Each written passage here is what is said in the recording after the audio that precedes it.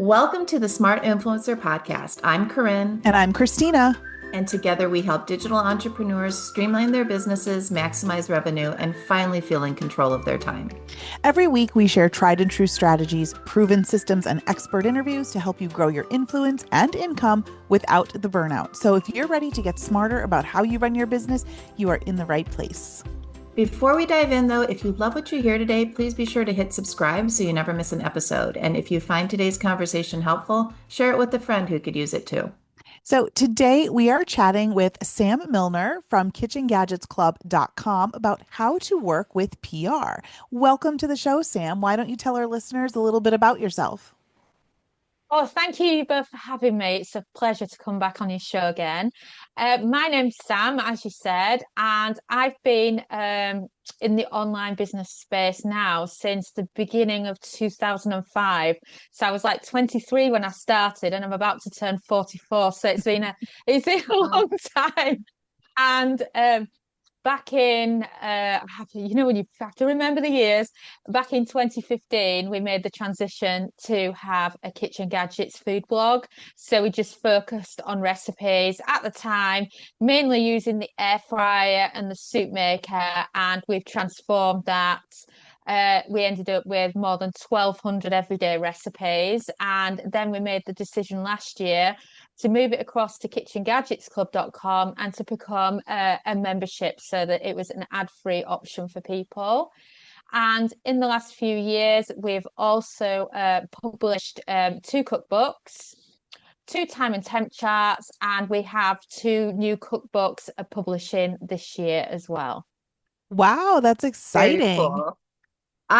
This is what I love about our space. Like all the different ways people find to do the thing they like and make money and like so many interesting things happening there. And what I love about you in particular, Sam, is you've found a way to always keep it on brand. Like you're trying Yeah. different things, but everything ties back to the to one thing, which I think plays really well with what we're talking about today, working with PR and how to integrate that. Because I feel like you have to have a really strong sense of what you're bringing, or like what you're delivering in order. Of course, I don't do PR, so I don't know why I'm saying that, but everyone I know that does it seems to have that. They seem like Christina, you do. You're really locked down on who you're serving, what you're delivering.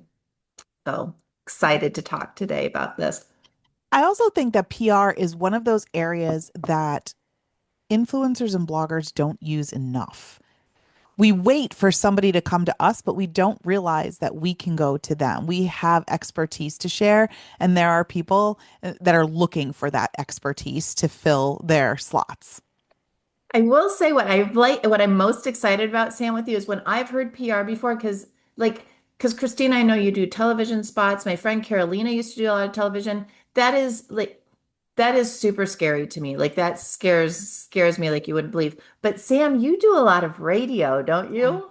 And that's I far do. less scary. It is. And, I know this sounds really strange to say this, but it's so much easier to do radio when it's actually live because you Oh, don't have to worry about it being edited. You know exactly what you said is how it's going to appear on the radio. And they've often got listeners ringing in at the same point that you're actually on. So I find it more relaxing when it's live. And it's very interesting. rare now that I get it when it's pre-recorded. And then I'm kind of worried thinking, how are they going to edit me down kind of thing? How is it going to come across? So I really like doing live radio. And live radio is no different really than doing a podcast episode. So any of your past guests that want to get into PR, if they've been on here and can do this, then they can very easily do radio. And I've done radio at various times of the day. I've been on breakfast shows, afternoons, late at night.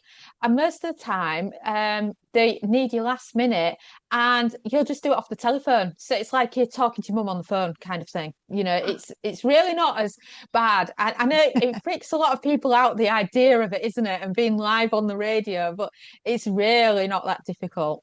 It's funny because I often like remember way back when MTV first came out and it was video killed the radio star, right? I think we've gone full circle because now podcasting, which is ultimately like the new radio, is like taking over and growing so much faster than video is right now. And it's crazy like that we've gone full circle like that. Agree.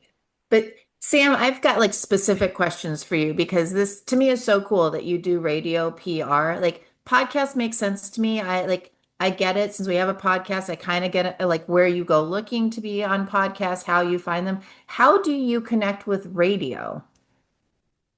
Well, the thing is, I do a lot of BBC radio, which BBC is the main channel in the UK. I'm sure Americans know what BBC is because you have your own TV show Right. channel over there anyway.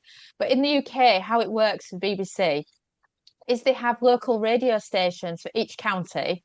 So your equivalent, I suppose, would be like having two or three per state, given the size of the UK in comparison to the US. And with each of them, the hosts are very forthcoming in wanting to chat to you. So it's very easy to be able to Google the host, find in their LinkedIn profile, and get their email address really, really easily. But I think what I have learned the most about doing radio and actually getting on at the right time is that radio is very much current affairs and what's happening right now. So, you can't be pitching with your cookbook coming out in 2 months' time. They won't touch you. You've got to have a story that they want and they need, can just fill out one of their slots because they've got so many slots that they need to fill out Right. themselves per day. It's like dealing with a journalist. You're helping the journalist out by giving them their gaps and making their life easier. So, for example, I've been on my local radio station quite a lot. I live in Yorkshire, you can probably tell by the accent. And the food that's most famous in the UK for Yorkshire is actually Yorkshire puddings. Freaks out most Americans, don't even know what I'm talking about. They assume it's a dessert. It really isn't. It's like how popular we have beef with Yorkshire puddings as popular as potatoes and carrots are with beef over there. So you get the idea of the popularity. So we have in the UK National Yorkshire Pudding Day. So 3 days before National Yorkshire Pudding Day, I emailed out my contacts that I'd been on shows with before, the journalists or the producers of the shows, and says it's National Yorkshire Pudding Day. Would you like me to come and discuss how to cook them in the air fryer on your show? And I think I contacted 10 different channels in the UK, including my local one, and 8 of them had me on within 3 days. Wow. Wow. And 80% success rate. how long are those segments typically? If they really, really like you and they want you to talk about a lot of things, if you've been built up as the expert in that industry, then you can end up with a 5 minute slot. So you'll do a quick one, they'll put a music track on, and then you'll get another section. Whereas some of them are just 3 minutes. If it's national radio and the bigger channels, unless you're well known, you'll get less. So then you'll get 2 or 3 minutes. So it's I love important. everything about this, Christina. Your Three wheels to are five turning. minutes. Nobody's looking at me. I do it from home. Like, why are we not doing this already? Yeah. Well, and then the other thing is, you know, um, there's a lot of food bloggers that listen to your show because that's how I found out about it myself. Is that there's all those national food holidays, and there's a lot of radio channels out there, and there's also seems to be food holidays by US state as well. So when you call the national food Yeah. for, say, Georgia or whatever, I don't really know American food that well, but I'm sure you two could kind of say, oh yes, we have Peach Day or whatever because of Georgia or something else. When there's those days coming up, you can pitch out to these local radio stations and even some of the podcasts as well and say, oh, it's so and so day coming up. Can we discuss this on the radio? And I mean, the other thing about Yorkshire puddings is it's one of those things that the Northern England lot will have on their Sunday dinner religiously. Like life is over unless they don't have it. I suppose like the Southern America and their love for cornbread. You know what it's like. It's those kind of foods.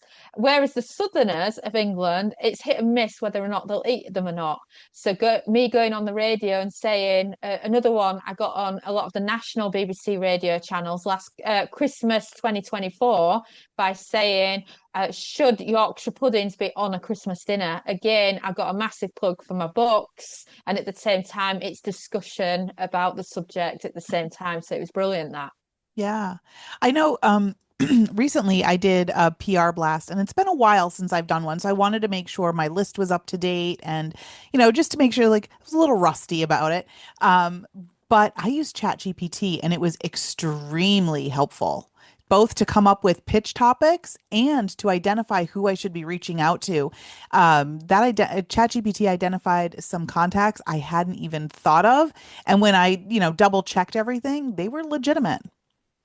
Yeah, it's amazing what you can do, and how it can choose some topics for you as well. And you can also use Chat GPT if you wanted to list all the food holidays. And you could be thinking, well, what do I the other thing about PR is what are you going on there to actually promote?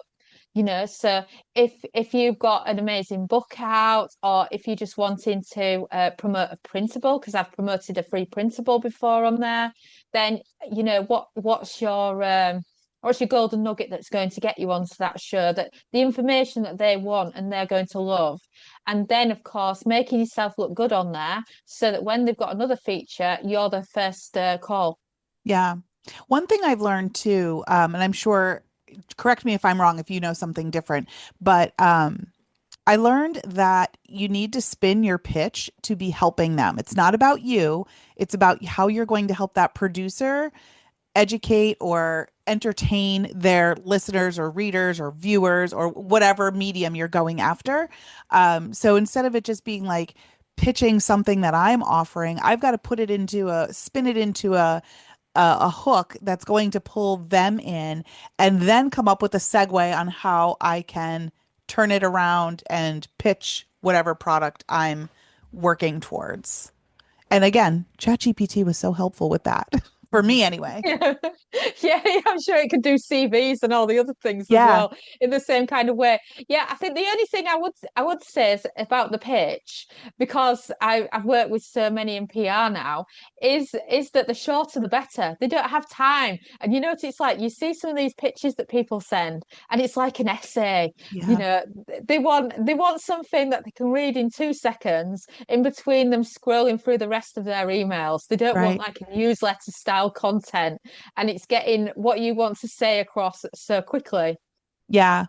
Yeah. And again, this is a great way to use AI to help with that stuff. I found it was extremely helpful to like really boil it down into the most important nuggets. And in one case, it gave me a spin that I hadn't even thought of.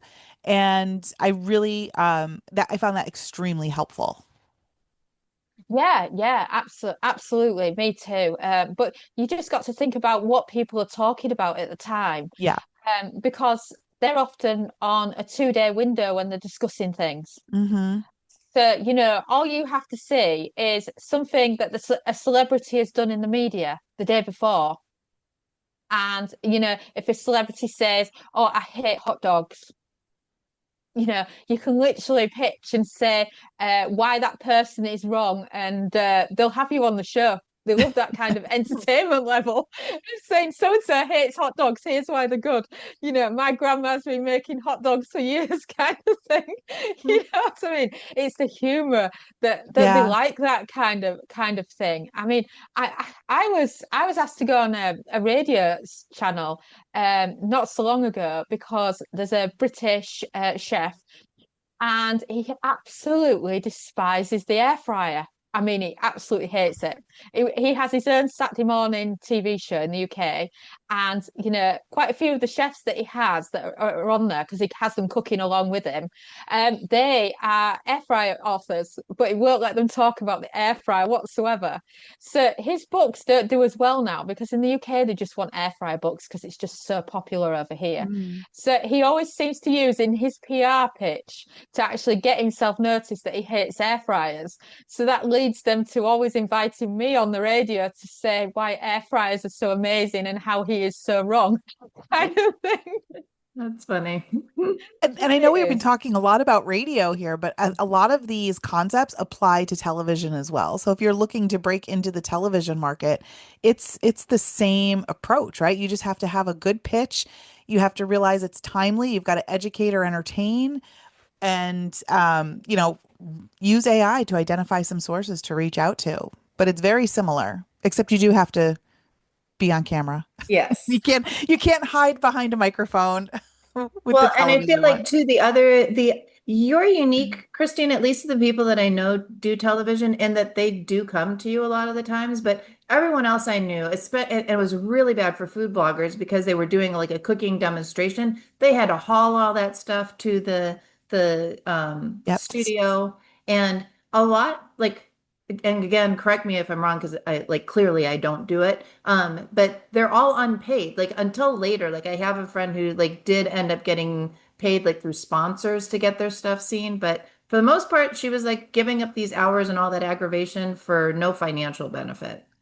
Yeah, so I will tell you, my segments are unpaid. The network doesn't pay me to do them, but I very, very carefully choose what I'm going to do. And we've negotiated that relationship to where I choose the subject that we're or whatever the recipe that I'm going to be making. And then the deal is they're driving traffic to my site. So while I'm not getting paid Yeah. from them, I'm getting paid in the increased ad revenue that I'm getting on that recipe. So it's all negotiation, right? Anything can be Yeah. negotiated. But the second segment I ever did was in a studio, and I had to schlep all my stuff, boxes and boxes, to this studio kitchen. And it was a 1 hour show where they would interview guests and then toss over to me to do a segment and then interview more guests and then back over to me. So I had to have my recipe ready at different points. Nothing in the kitchen worked. Oh There was no God. water. The stove was fake. The oven was fake. Everything was fake. So I had to bring everything. So pasta was out because I would have to schlep gallons of water. And you really had to think about like all those details. It was a challenge. It was a challenge. So, Sam, I'm curious from you because I know this is one of the questions, right, that always comes up with PR. Like, how do you, when you're working with since you're doing mostly radio, like, what are like some smart strategic things in terms of like, I love the idea of like how to figure out what topics and how to pitch them, but like about what you're going to talk about to make sure that you're getting some benefit since most of these will be unpaid. Like, I know you mentioned that you'll use it for like lead generation, right? Like to get, have a printable to have them sign up. But can you walk us through, like, just what are some angles you take to make sure that there's some benefit? And some of that I get will just be building up your authority. So, like, can you just kind of give us a quick hit list of all the different benefits and like how to decide when's the right time to you know Yeah. to zero in on one of them? Well, I've done quite a few different radio channels and they're all different.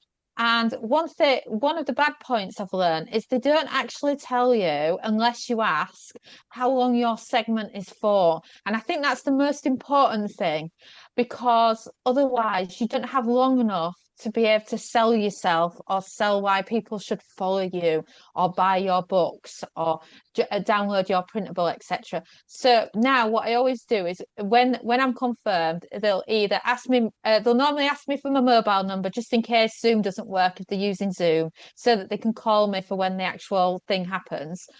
And any questions, just ask. So I always reply to that email, obviously to say I've got the link. But I also ask, how long is my segment?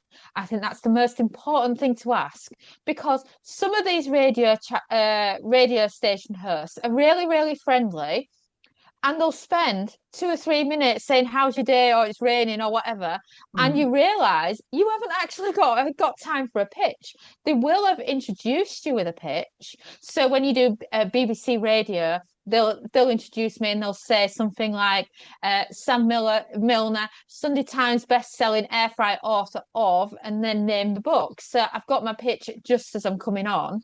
And some of the better stations, what they will actually do is if, say, I'm talking about a particular thing to do with the air fryer, they will have a phone in an hour before I go on to say something like, "Oh, we've got the air fryer queen on today. What's your questions with the air fryer that you would like her to answer?" Or even just keeping the conversation going by saying, "Do you have an air fryer?" Or, "Which type of air fryer do you have?" Or asking people, just general thing to get people talking. And that tends to get their volume up of listeners that have got an air fryer and thinking, "All right, there's an air fryer segment coming on. I'm going to listen to that." So that's a sign of a good radio station. But that same rule would apply to yourself. If you've got somebody on the podcast, you could be talking about me. You're going to get it going before the podcast episode goes out and saying, "Oh, I've got somebody talking about PR coming up on the show," or whatever. You have that same kind of thing across podcasts as well. If you do a good job, I think when radio stations just leave it and don't tell people what's coming up in the next hour, I think that's when you seem to have less of a volume of people. And then when you're actually on it, if say I know I've only got a short slot, the topic generally is something to cook in the air fryer. So I will talk people through it, but at the same time, I will say it's on page so and so of my cookbook. Mm. So I will always make sure that I'm getting it in there as well. And because I've got more than one cookbook, I can say, well, if you've got a dual air fryer, then the second cookbook's more suited to you to the first one, and that kind of thing. So I always make sure that I'm getting in as much as I can in that time. I mean, I did a great segment on what is the Liverpool British BBC just before Christmas. And on that one, we were talking about turkey. So I was sharing the different cook times and the different ways to cook a turkey in the air fryer across the air fryers and across pressure cookers and things like the Instant Pot. And then I was allowed to mention where people could download the recipe for free. So I got that on there. So as long as there's something in it and I'm getting something out of it, I'm quite happy. But the radio channels are pretty good because they get authors out and they get sports people. So they're very good at kind of giving you a pitch. And then a lot of them at the end will say, just like you do on your podcasts, where can people find you? Where can people follow along? So you do tend to get that. But the benefit of doing a radio interview compared to yourself, no offense, is that 10 minutes and you're done. You know what I mean? There's not as much of the chit chat. You can do like 4 radio interviews in an hour easily if you Yeah. wanted to. If you've got it in you to juggle them, because there's always that fear that they'll all say at the same time. Right. Yeah. You know what I mean there. Yeah. Yeah, so definitely sounds like you really need to be prepared, right? Do your homework Yeah. beforehand, map out the different things you want to pitch or, how you want to promote yourself and come up with some logical segues into that. Um, whether you want them to go to your website or go to your cookbook or, whatever the case may be, like come up with, like you said, have some recipes ready on page X of my cookbook. You can find this recipe or go to my website and look for that recipe and then make sure I would recommend too, make sure you have a way to capture that viewer if you're sending them to your website. Like you have an email sign up form, maybe you have affiliates, like you've really optimized that post for the increased traffic. Well, and what I like about that is I feel like I don't know, like I'm never as good off the cuff as I hope that I will be. Like I'm always much smarter the next day, right? Like that's when I'm like, oh, I should have said this, I should have said that. But I feel like some of the things you were talking about, Sam, are things I could practice, right? Like Yeah. Christine, I'd be like, hop on Zoom with me for like 10 minutes so I can practice working in a Yeah. mention of my website or working in like this is my cookbook. And that's something you could even have a cheat sheet for. Like make sure during this interview you mention one of these things. Like I feel like that's even if you don't have it naturally, it's something you can teach yourself and you could adapt the habit. The thing I really like too, Sam, when you were talking about like how the good radio stations will like do kind of that before you come on conversation with their listeners, I feel like you having that knowledge is a value add you Yeah. bring now to a not so good radio station. Like, hey, here's some tips, for the day that we do my segment that I've seen work really well for other radio stations. And because there's a benefit to them, right? Like they'll get more listeners that actually tune in or stay tuned in. And that just, I feel like boosts your expertise, right? Like the fact that you do this so often, you've identified what works well for radio, which is adjacent to what you're doing, not the actual thing that you do. Well, and now Um, you're a Yeah, valuable guest that they're going yes. to contact again and again and again because you're Yep. easy to work with and you come yeah. prepared. Yeah, I love Say that. the most important thing is to get the repeats, to get back on those same radio stations. And I think the most important thing is to portray yourself as an expert, be that expert in that niche, so that let's say you're in the parenting niche and you're homeschooling. And whenever they need a homeschooling expert, you're the person that they contact. And it's great that because you're not having to make any effort yourself, you're getting a constant Yeah. stream of PR. And that's how it's really gone for me. I mean, the first time I actually did the radio, I was actually promoting my first cookbook. It had literally just come out. So it's been out a couple of years now. And I posted in my local Facebook group that you could get it in one of the local shops. And somebody had commented about the fact, oh, I like it that you've got the fact that you can boil eggs in the air fryer. Just so happens that one of the local journalists actually saw that and she private messaged me and she came round to my house with a mic and all her equipment. I was really scared actually because it was my first time doing it. She wasn't what I was expecting. And she held a mic right in my face whilst I boiled eggs in the air fryer in front of her. So she's doing the commentating as I'm boiling an egg. That's It's so just funny. one of those. But I knew all the air fryer stuff. It was just the fact that it hadn't actually occurred to me that she actually wanted me to cook Right. there. She'd never said that.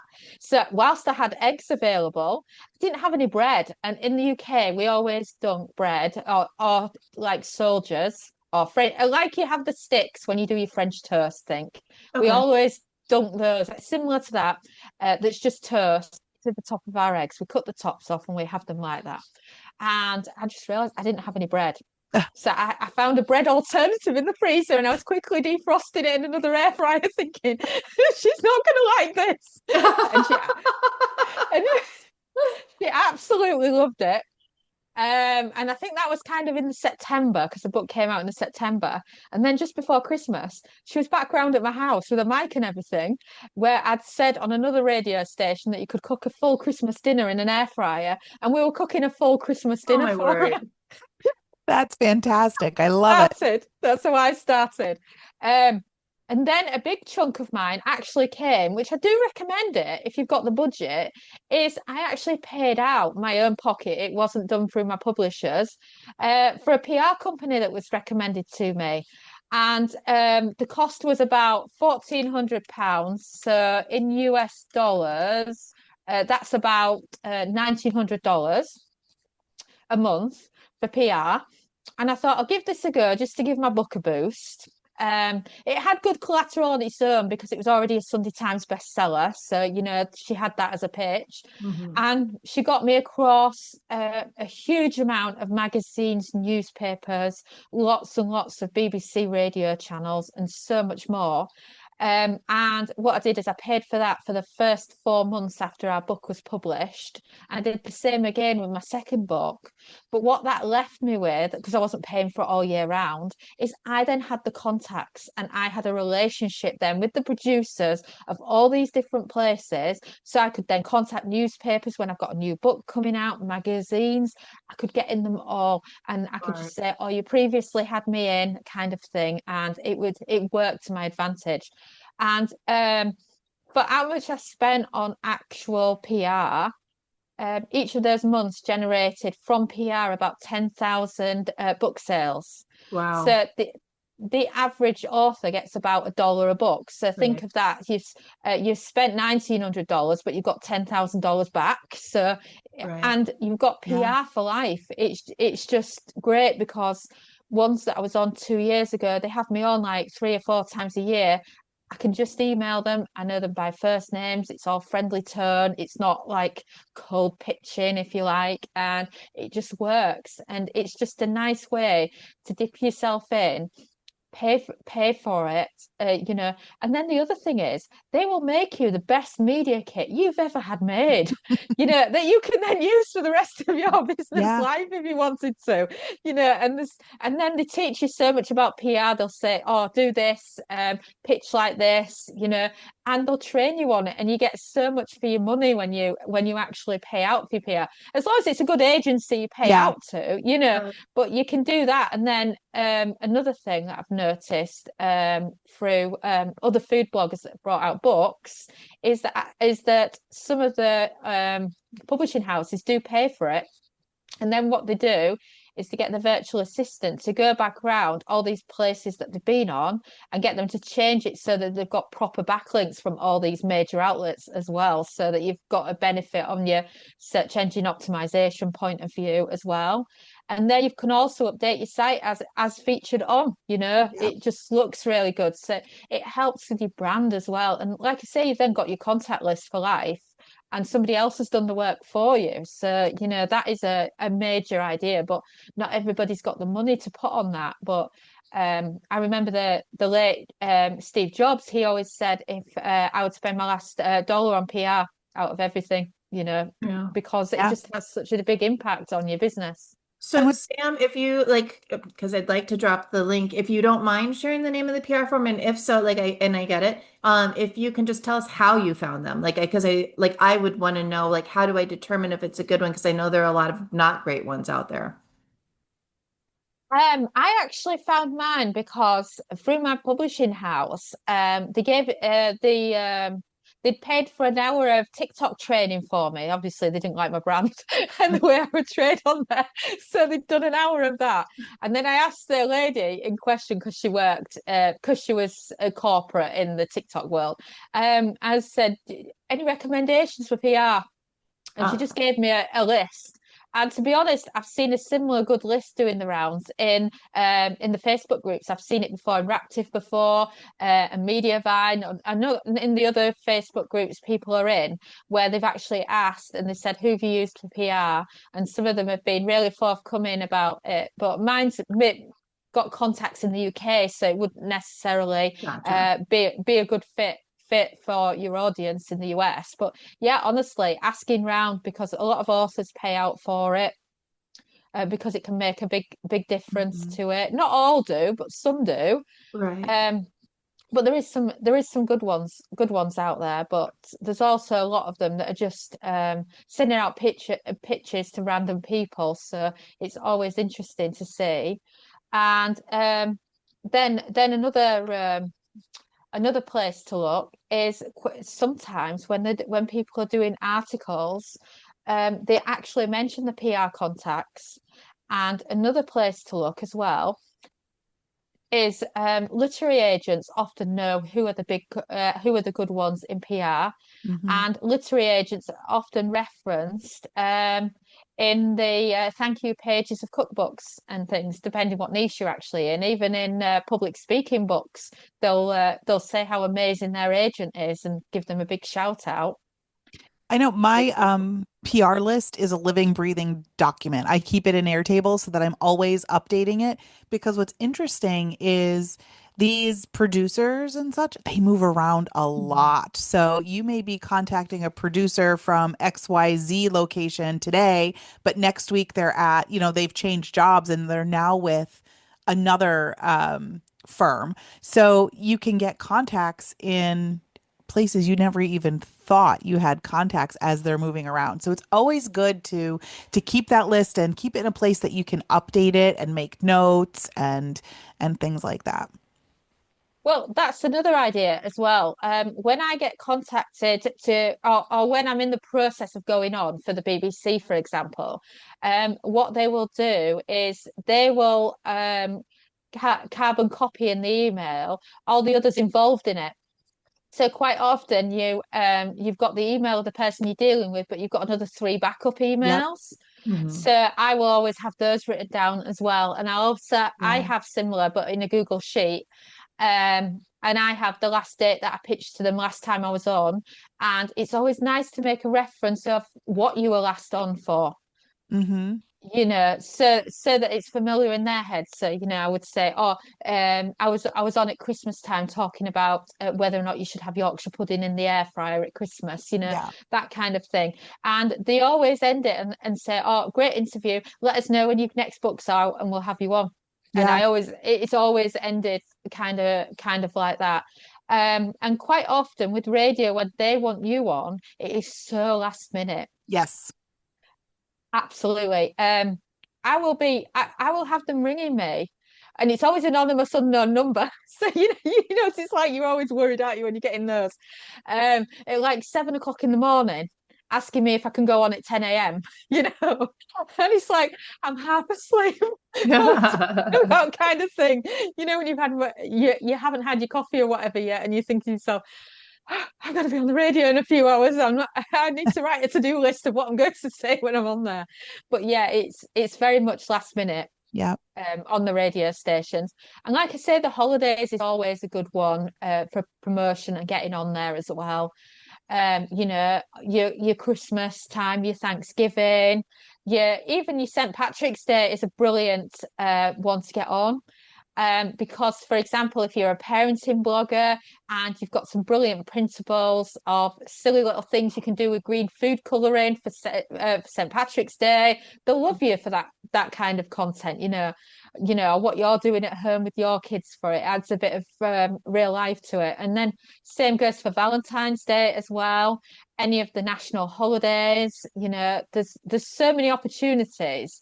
They just like to keep the radio so it's not going stale. So you're discussing so they've got lots of different topics going on. Yeah. So you just have to be that topic that they really, really want. So you can't have generic ones. Can you walk me through a little bit the actual step-by-step workflow of what that looks like? So let's say there's St. Patrick's Day coming up and you've decided you've got an idea of what you want to cover for that.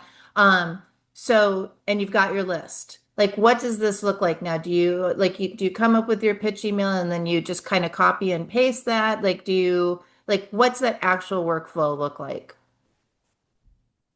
So I'll have a list of those that I'm actually contacting, and then I will send them an email. I would start it off generic, but then I would mix it up for each of them so that I can mention when I've been on there Yeah. before, or if I know one of them's a mum, saying, "Oh, you're looking forward to having time off with the kids for St. Paddy's Day," and that kind of thing, so that you can kind of come across more friendly.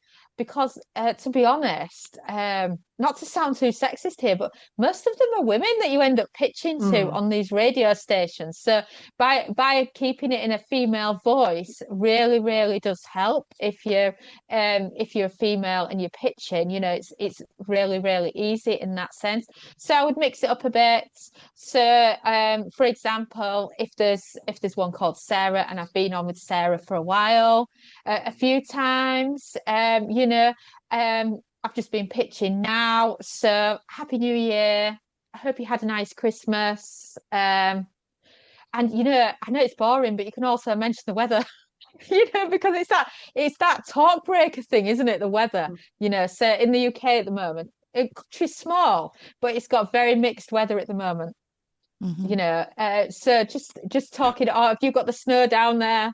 It doesn't have to be a paragraph on that. It just needs to be a quick mention. So it doesn't feel like you copied and pasted the same email you sent to somebody else three right. months ago, kind of thing. So it feels like you're listening. Or you can even watch 10 minutes of their show before you pitch and say, "Oh, I loved listening to so and so. It reminded me of something that I Yep. wanted to mention to you." So it's about it not being generic, but you can start with a generic template and then think, I must add something personal to this. You know, um, Always put what you're pitching as your subject, because a lot of these producers are scrolling through a lot of emails at the same time. You can't put a generic email thing, because I know people are quite frightened over what they can put in the subject line, that it'll put people off. But by being straight to the point, you do actually get more email opens if it's a subject they're interested in. Yep. It's all about being in the moment with radio. whilst when I'm pitching to magazines are often 6 months ahead when they're Oh, actually planning their content. So, if you want to be in the Christmas magazines, which obviously get more attention than, say, just a normal time of the year, then you need to be thinking about that in the beginning of the summer so that you can be ready and ready to go on that kind of thing. Um, and I know it's been mentioned a lot in the blogging circle, but help a reporter out. So many people have got long-term leads off the back of that. I was using a UK one. I can't remember the name of it now. It's been that long since I used it. Um, that my husband was doing. So he'd check the queries for me and then email forward me anything that he thought was of use. Well, one of them was this lovely guy called Nick, and he's editor in the UK of an air fryer magazine.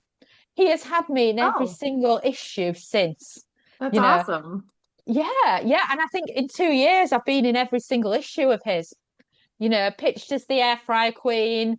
And sometimes it's featuring my recipes. Sometimes it's like more like freelancer content. So, for example, I did one about traveling around Europe with my air fryer because I took it traveling with me last summer. So, and I had real pictures of in France and in the markets and everything. So that was featured. I've done Valentine's specials of just simple things you could do with some pastry in the air fryer for him.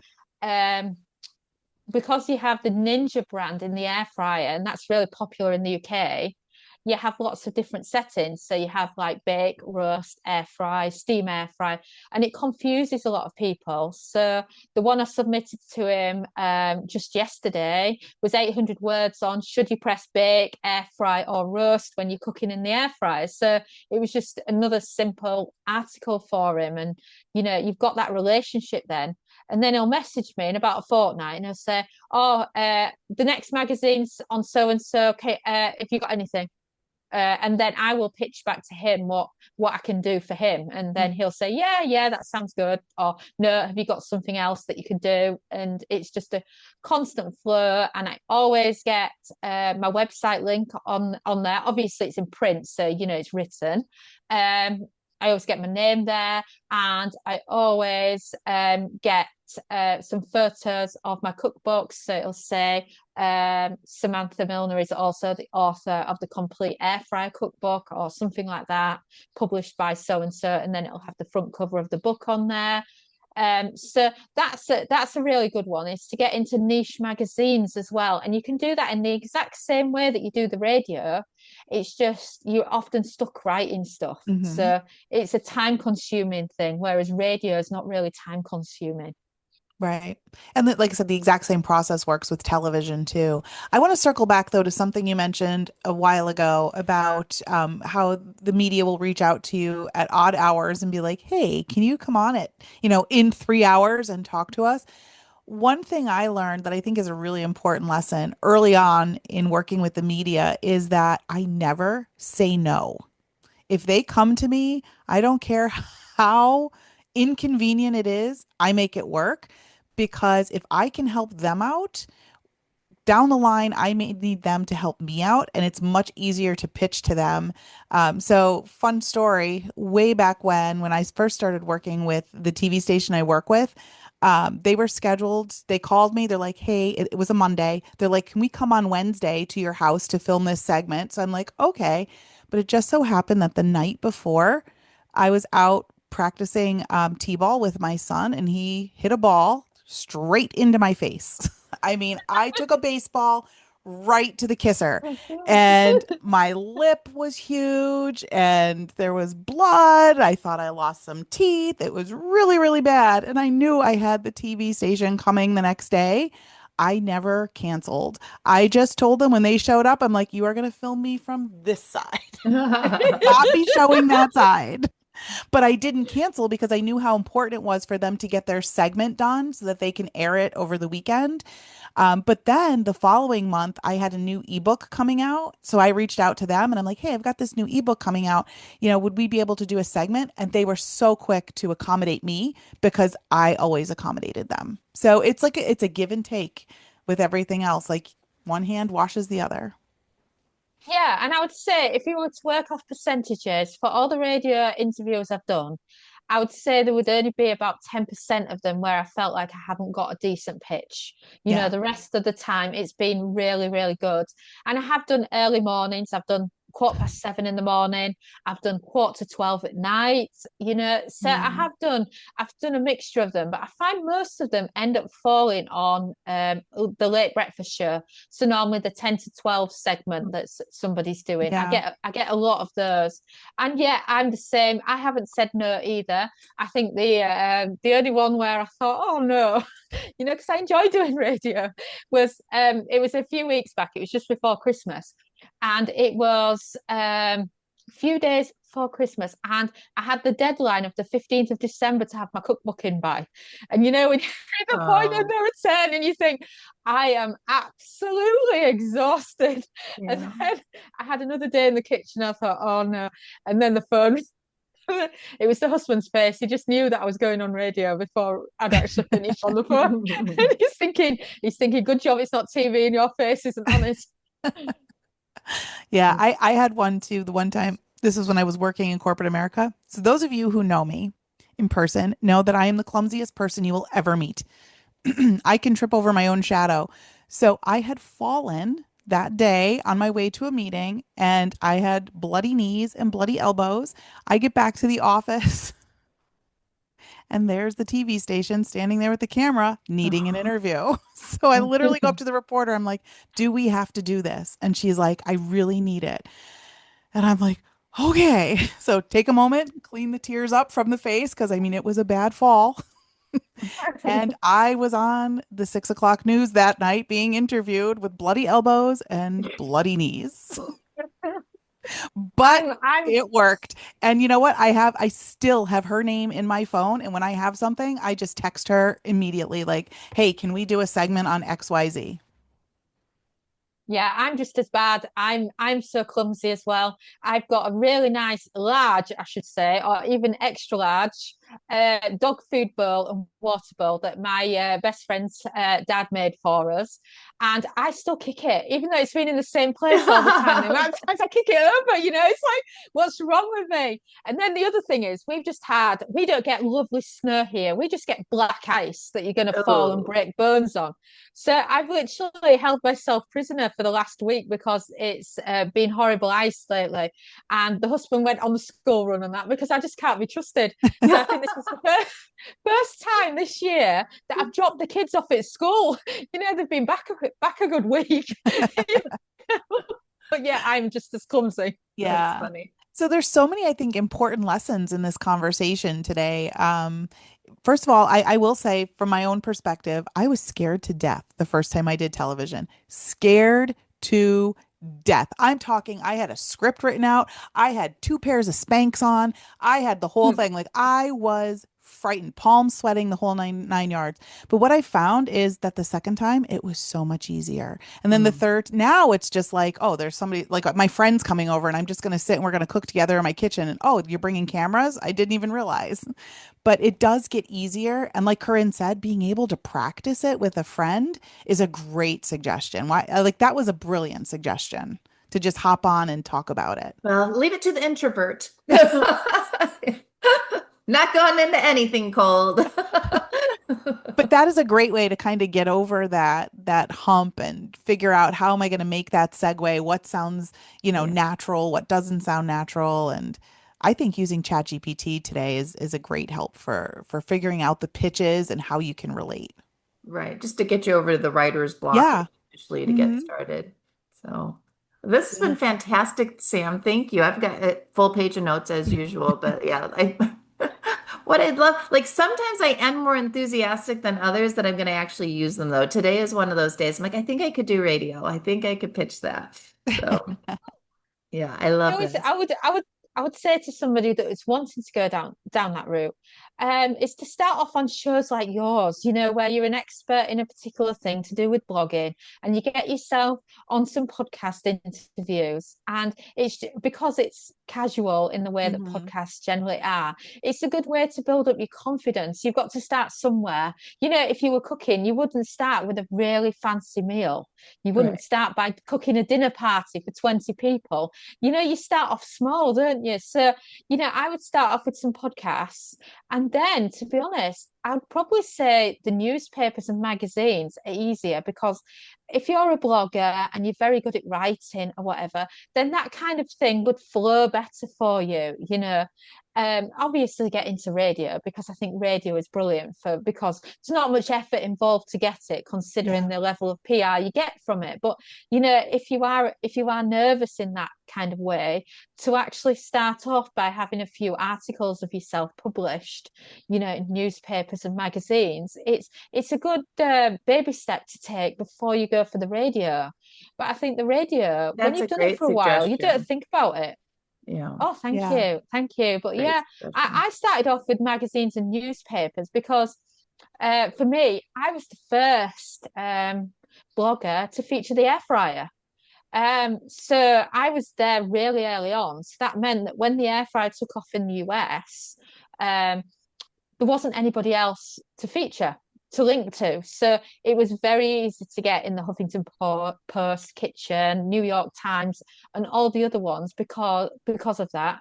And then you've got the expert status of being on those places to get other So kind it's of easier to get other pitches. things. Yeah. Yeah. Yeah, yeah. I think if you niche down as well is also very good Hmm. because if there's loads of people that are on the same topic, what's special about you? I mean, obviously working on a media kit kind of helps as well because some of them will ask for that, but they don't all. Yeah. Yeah. Well, this has been Yeah, and great. I like that too, like because short of having a crystal ball, like figuring out what the next air fryer thing is going to be, I think the fact that I don't think a lot of people in our business do PR. So just starting small and doing that, like if you become the person, even if you're not the only person that like covers it on your blog, if you become the person that they know to contact for a topic, like I don't know, like that's the same thing as having covered it first. Like you're just the Yep. most accessible early. I like that. Yeah. Yeah, or if you actually look at your own statistics, traffic wise, for your own website, and what content are you doing the best at? Yeah. Are you getting known for? Because, it's a good way to bring more traffic even back to that and kind of get yourself known for your micro niche inside your niche, if you like. Because I remember early on, I'd done air fry frozen fries. So I was the first one to do frozen food in the air fryer and put it out there. It went absolutely crazy. And I did. I went to my local. We have a frozen food shop in the UK, and I went to my local one and I literally bought every single type of frozen food that I thought would be air fry friendly and did it one by one. And over the space of 2 months, I had about Brilliant. 40 different air fry frozen foods on my site. And that kind of helped with getting me the Yeah. expert in that. And then another thing I did, and this was the most viral I have ever gone. I doubt I'll ever hit this level again, is I had 1 million views in one day on Facebook. And this was back day after Christmas 2017. And I had actually done the first big roundup for Instant Pot recipes. So when the Ah, Instant Pot had taken off in the US, I had 101 Instant Pot recipes for beginners. I got every blogger I know with Instant Pot content to be included. And they all shared it on their social medias as well. Whereas now, if you're featured in a roundup, nobody cares anymore. right. It's Right. just another roundup, isn't it? So back then, that gave me that, but then that led to the Huffington Post wanting to do a feature of me for the Instant Pot because I've Hmm. seen that on social media. So a lot of it is if you get social media as well, then that can be your entry into PR as well, because quite often these PR companies and the radios and newspapers and things like that, they're looking on social media. They're not Right. looking at people's blogs. They are looking Yeah. on TikTok, Facebook, and places like that. That's where they're hanging out. They don't care. They're not going to Google, a homeschooling blogger. They're going to see something amazing that catches their eye and their attention on social media, and then they're going to use that. Yeah. Yeah. Yeah. Well, this has been a great conversation, Sam. If our listeners want to learn more or check out some of the work that you've done, where can they find you online? They can find me at kitchengadgetsclub.com. And of course, our cookbooks can also be found on Amazon. We've got the complete air fryer cookbook, and we've also got the guide as well, which is time and temp charts. And of course, we've also got a few other cookbooks coming out as well. You can simply search Sam Milner air fryer, and you can find loads of them there. And Yeah, thank you so much for having me on your show. It's an amazing show, and I'm so Thank glad you to be on so it much again. for you. joining us, Sam. We really love chatting with you today. Listeners, if you want to check her out some more, we'll put all those links in the show notes. But again, it's kitchengadgetsclub.com. You can find Sam Milner, find all her cookbooks on Amazon. And again, we'll put all the links in the show notes though, so you can easily go stalk her. Yeah. And of course, we'd love to hear from you. So tag us on Instagram at the Smart Influencer with your biggest takeaway, or drop us a DM or even an email to let us know how you're applying what you learned today. And if you've been featured, we want to hear about it. So make sure you share that with us as well. Thank you for spending time with us today. We'll be back next week with another episode to help you grow smarter, work less, and earn more. See you then.